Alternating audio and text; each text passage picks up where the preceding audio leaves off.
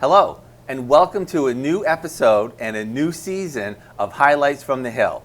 I'm your co-host, Jim Cousins, here with our superintendent, Dr. Carol Cavanaugh, to talk about all the things that are happening and exciting in the Hopkinton Public School system.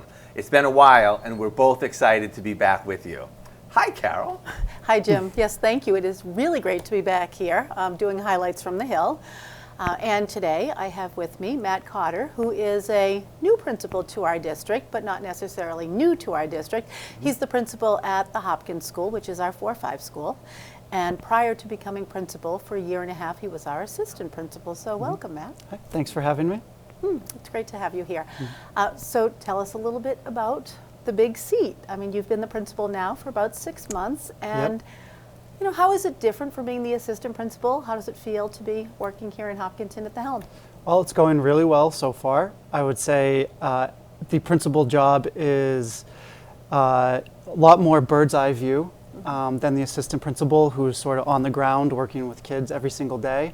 That's definitely something that I've started to miss, is seeing the same kids every single day, working with them. But it's really interesting to have that kind of global view of where the school is going, focusing on that mission, and making sure that we move forward each day. And I still find some time to have some fun with kids too. So, that's nice. Yeah. So before you came to Hopkinton, you were at the middle school level? Yes. And now you're with kids who are 4th and 5th graders. Yes. Talk about that change a little bit. So it's interesting. I used to teach 6th grade, and the 6th graders always felt so young coming into the middle school. And I'd now compare them to our 5th graders who seem so mature leaving.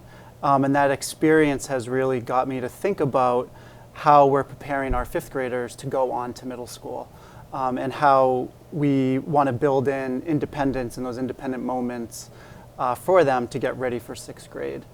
But I've really just enjoyed how authentic 4th and 5th graders are. They love their assistant principal and principal. They're like celebrities sometimes walking through the hall. They just still really have that joy for school and love of learning.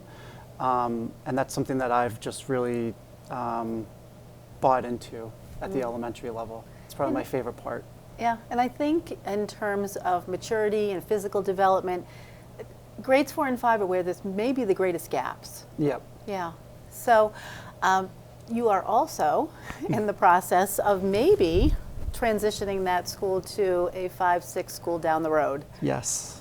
Yes. I think, it's going to be interesting because 5th grade has always been sort of that half elementary, half middle school model where kids start to change classes, they start working with different teachers, and as I said earlier, 6th graders seem so young at the middle school level, so now we're kind of bringing those two grades together. So I think we'll be able to put together a really interesting and innovative learning model for our 5th and 6th graders in Hopkinton, and I think it'll bring on some really nice learning opportunities for 5th graders that maybe they haven't had in the past. So I'm excited for that. You know, I was kind of interested when this concept was first being talked about. Is there any type of curriculum difference that makes grouping, 4th and 5th together versus 5th and 6th? Because I know that obviously when you're in middle school, it's a completely different school, and you're with 6th, 7th, and 8th graders, and it's different. But just curriculum-wise, or the way that you would structure an environment, how would that be impacted? Well, so that's sort of what I'm alluding to, is that 5th grade has a touch of middle school in it, in that they're already starting to get used to changing classrooms and things like that. So we're actually able to run that sort of 5th grade model along with a 6th grade, which is a true middle school with 5 teachers on a team, and those students are team-based. Our 5th graders are also team-based, just with smaller groups of teachers. So it's actually a really nice way to bring those two grades together. The curriculum for 5th grade stays the same, except that what we're starting to think about, do we have opportunities to bring more related arts options for our 5th grade students, where 6th graders have a lot more opportunities to go to those related arts.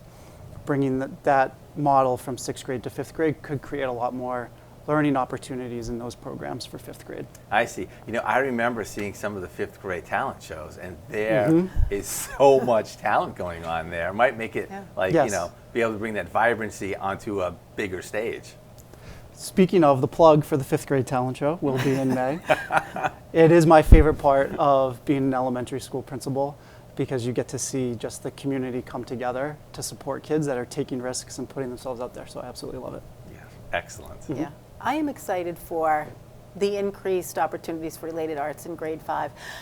There are times when people in the community will say to me, it's an amazing transformation when their kids start and everybody kind of gets a really solid foundation in grades 1, 2, 3, but somehow as they progress through Hopkins and then the middle school and then the high school, kids really start to hone their interests. And by the time our kids are leaving Hopkins in high school, they are, they really have a sense of what they're passionate about, you know? And I think we do a really nice job with that. So maybe that does really start in that kind of 4, 5, 5, 6 area, which are those intermediate grades, and they're very interesting. I think so, and it also gives them a little taste of what's to come Yeah. at the fifth grade level, when they think, if I start taking computer science classes, what does that look like for me in high school? Things like that. So it's just exposing them to some really exciting fields at a younger age. So. Now fifth graders are thinking, ooh, I'm going to a whole new school. At this point, if this change happens, it would be fourth graders saying, ooh, I'm going to the big school, right? Yes. Yeah. How do you think about that? Well, it's interesting. Their transition is to a new building, but they're not necessarily having any change to their learning model. Right? Okay, Fourth yeah. grade students still spend a majority of their time with their homeroom teacher. They do switch for one subject to what's called a switch teacher. So that model can still be supported going to the new school. So they're basically getting an upgrade in their environment, but the learning stays the same. I see. So. Okay. I think a good advantage too for our fourth graders is that in a school with 3 grades, by the time they're in fourth grade, they really will know their assistant principals, their counselors, the building. It will feel, I think, a little bit different from, and I know it's only an additional year, but I think it's different if you have 3 years in a building rather than 2. Right. We very frequently joke and say every year 50% of our kids are new, but that's true. Yeah. It's a Right. reality. Yeah. If this change would happen, do you know what the numbers would be then? It wouldn't be 50%, right? It would be less? Of students being new to a grade. Yeah, being new to a building, right? It would still be true at Hopkins and at the middle, well, that would become true at the middle school because it would Okay. just be a 7-8 school. I see. Okay. But it will change in grades 2, 3, and 4. Okay. So And I like think- 33% of your building would be new every year. Right. I see. And at a younger age, it's nice to have that that time at a building longer at those developmental ages of second, third, and fourth grade. Yeah, I think so. So we can totally switch gears and we can maybe talk about what's it like going through your first budget season. Oh, the budget season. I'm excited to think about where Hopkins is going. Part of what was really important for Hopkins, we looked at our music program, and our chorus has grown so big. We have 120 fourth graders in fourth grade chorus. And we also have fifth graders participating in orchestra and band and fifth grade chorus. And we really wanted to find a way to support that music program. And so in our budget this year, we do have an extra position to support our music teacher, who is handling all of the chorus, fourth and fifth grade chorus, along with her teaching duties. And so this would allow us to make 2 smaller fourth grade choruses. You can imagine 120 students in fourth grade chorus is a lot to handle, and our teacher is doing a wonderful job, but we want to try to make that a little more manageable. And also, as our school continues to grow, we are looking to add an assistant principal as well. That position is so flexible. Our current assistant principal, Mrs. Lamoureux, forms such great relationships and meaningful relationships with those kids. But when we start talking about getting up to 700 kids in a couple of years, that can become really tough. And so that's where that ask is coming from, is to hopefully continue to make that meaningful relationship. But who doesn't love budgeting? I will say I think I'm in my 8th year now here in Hopkinton. And when I first got here, I remember just having a very casual conversation with Craig Hay, who is our director of music. And I remember him saying that his goal was to grow that program. And he's done a beautiful job with it. I mean, having so many kids in chorus or orchestra or band, it's a wonderful problem to have. It's really great. Yeah. Makes us feel good. Yeah. Yeah. And then I think, that is also something that sustains. You may lose some kids through attrition along the way, but I think those programs carry right through to the high school and they remain very vibrant. Yeah. Yeah, I mean, music is such a part of everyone's lives, for the kids to be able to grow up and have a piece of that.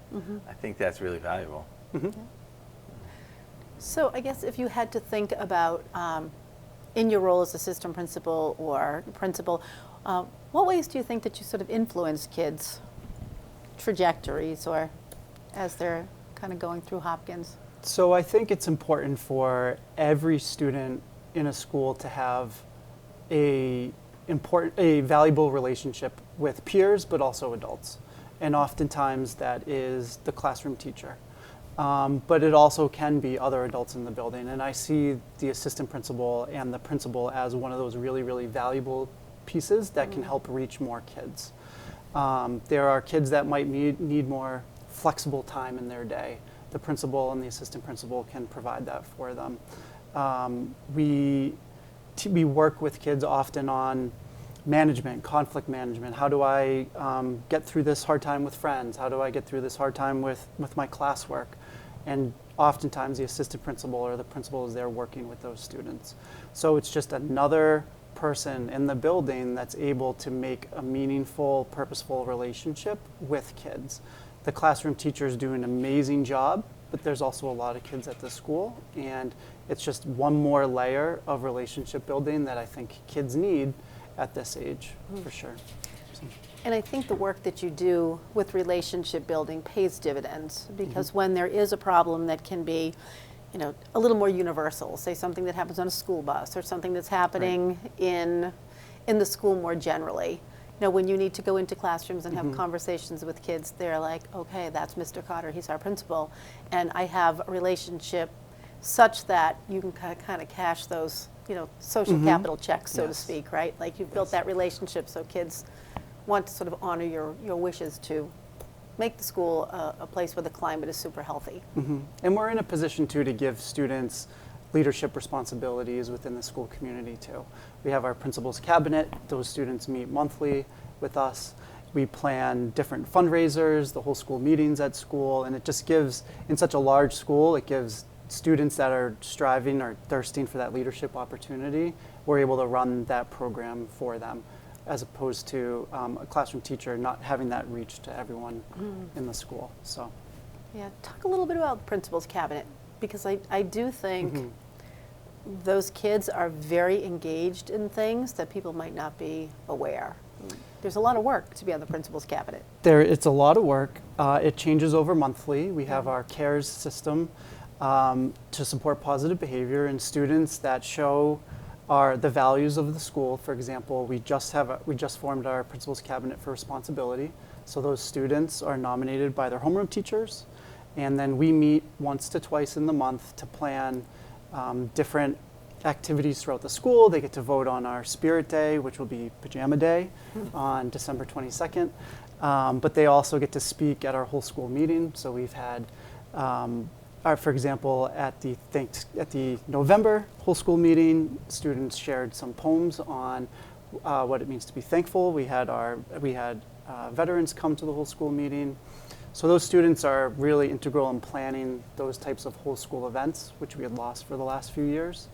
And they take that leadership role on when it comes to collecting different items for fundraisers. We just raised over 1,000 items for Project Just Because, and our principal's cabinet members take that leadership role there.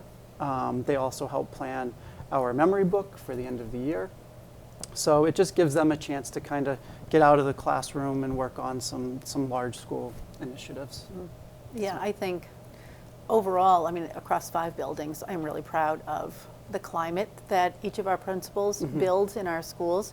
When people come in to either work as a substitute or visit the building, people can't imagine like just how sort of respectful and healthy those climates are in our buildings. We have great kids, great families, great educators, and I think that really helps to grow the climate in our schools.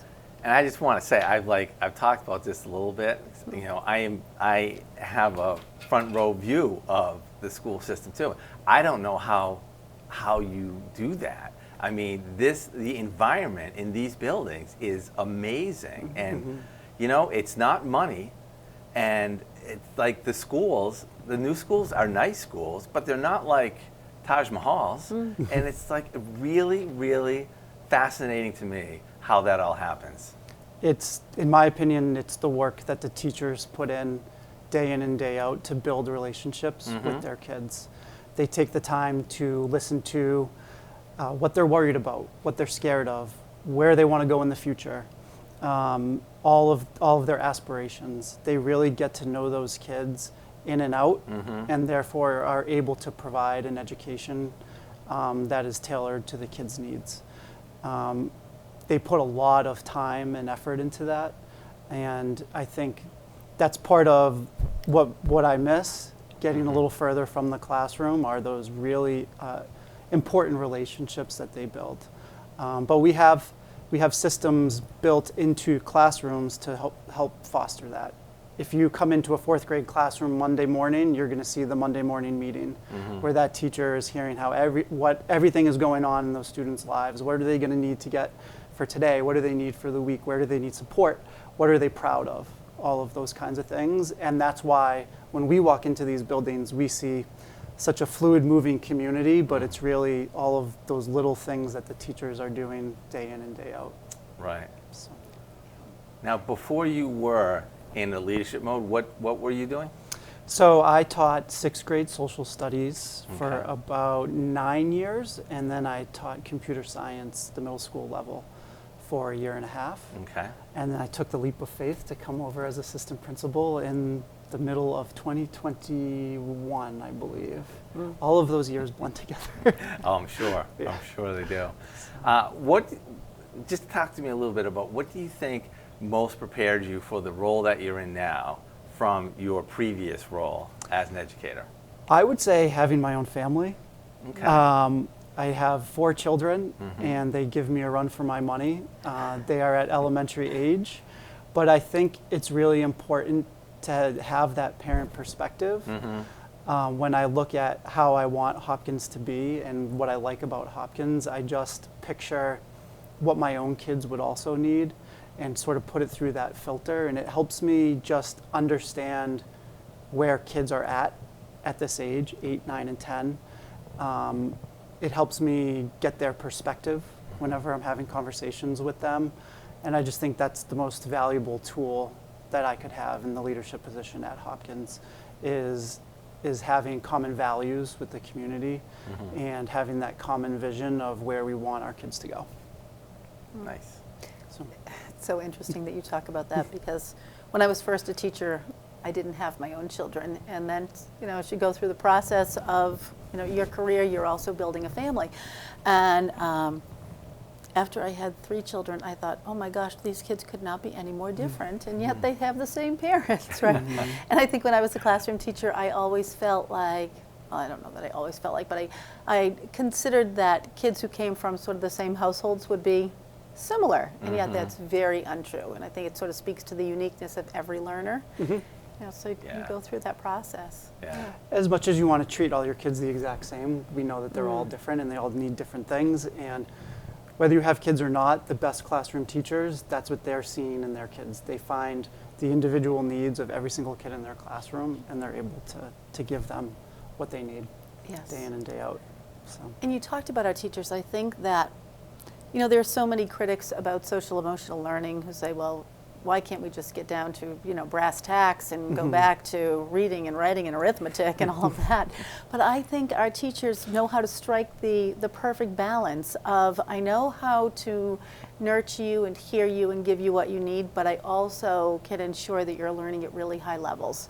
I think our scores bear that out, and I think that our building climates bear that out as well. Absolutely. So I have a question I'd like to ask, and I usually try not to do this, but it's a three-part question, so keep all It's my three parts first in time, mind. so I might go for it. All right. I'm just curious, just kind of like what you do in your job and in your role. What do you find the most difficult or challenging thing for you? Okay. What do you find the most enjoyable thing for you to do? And what do you find is the most impactful thing that you do? So maybe all of those things are the same. Okay. I'm not sure. I think what I always say to colleagues and I say to families is working with kids is hard. They make us so happy. They frustrate us all at the same time, right? We just want them to do well.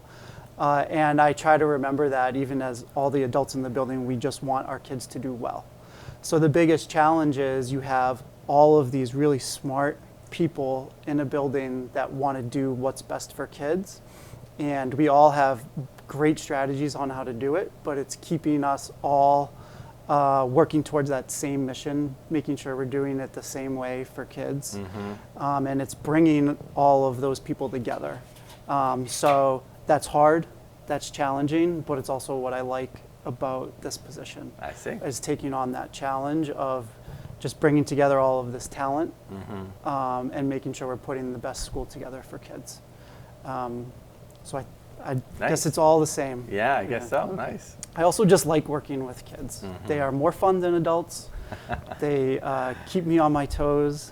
They brighten you when you're having a down day. And working with them, to me, it just makes me feel accomplished. So. Great. So you do have one big change coming to the Hopkins School, and that is, at the elementary levels, we're going to start serving breakfast. Oh, yes. Oh. So you want to talk about new challenges. Oh, You'll have 680 yes. students coming in for breakfast. Yes. That is part of the state's initiative to make sure that all of our kids are able to eat before school. It's part of the same program that has made lunch free for all students. And so students will have an opportunity to grab breakfast before their classes start and hopefully set them on the right path for the rest of the day. And what time is that going to be? That is when school starts. Okay. I haven't sent out the email yet, but it starts at 8:35 in the morning. Okay. Yeah. Wow. That's exciting. Yes, and kids need to be in class by 8:55. So there's a 20-minute window. Yeah. Not every child has to have breakfast, but as Matt said, you don't pay for it, so it's free. Yeah. Yeah. So it's really, it's another nice thing to do with kids, right? Right. To ensure that they are most prepared to learn. Yeah. That's fantastic. Yeah, I'm excited for it. Yeah. Should be good. And then the last way that I think he spends his time, not with kids, not worrying about breakfast, not preparing a budget, but thinking about what the Hopkins edition is going to look like. So we meet with the designers and architects quite frequently. Yeah. Yeah, I'm excited for that space. Yeah. I don't necessarily think the kids would identify this as a challenge, but I think when the adults look at school, one of the challenges, we have a lot of kids at our school and we're challenged for space. And so I'm excited that hopefully we're able to bring this addition on to Hopkins. We're trying to add some innovative spaces to support those related arts that we've talked about. But just expanding the learning space for kids. We need if you go into lunch, you'll see lots of kids in the cafeteria. It can get quite loud. So you just think about how those environments can have effects on kids, and so we want, this is definitely something that we're hoping for to improve the learning for kids. Right. Yeah. And it will, there'll be new spaces for things like, engineering and New gym. new gym. New Yes. cafeteria, or remodeled cafeteria. So it's just about improving that environment, the physical environment for our kids and giving them the space that they need. Okay. And there's no, it's no secret that even our cafeterias now just because of their size and the size of the servery, it's harder to get kids through the line. Yeah. So this should make lunch a whole lot more expeditious and in a space that's a whole lot more comfortable. So Right. yeah, Right. it's exciting. Yeah. So I just have one more thing I'm interested in is when you talk about a school environment or a school culture, what do you do and what do you encourage and work with in trying to like model or create an environment for the students that are passing through your school? So I think that's one of the things when you talked about our like working with SEL is at this age, students are also learning how to treat themselves and how to treat others. And that's really, really important for kids to practice, but also see the adults around them modeling for them. So we do follow PBIS principles. We look to support the positive behavior that we see from our students. So we do have our CARES system. So if we see students displaying the values that we have in students, they'll get their CARES card to kind of celebrate and acknowledge the good things that they're doing. We've also built in different classroom incentives.